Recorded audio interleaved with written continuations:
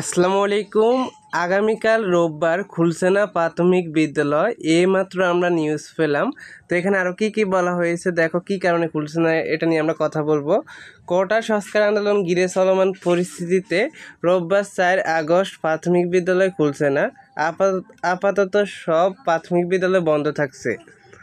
শনিবার 3 আগস্ট বিকাল 4টার দিকে প্রাথমিক গণশিক্ষা মন্ত্রণালয়ের জ্যেষ্ঠ তথ্য কর্মকর্তা মাহবুবুর রহমান তুহিন জাগো নিউজকে তথ্য নিশ্চিত করেছেন।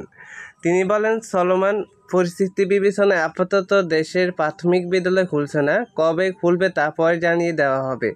তার মানে প্রাথমিক বিদ্যালয় কবে খুলবে তা পরবর্তীতে জানিয়ে দেওয়া হবে। এখনও জানানো হয়নি কবে খুলবে।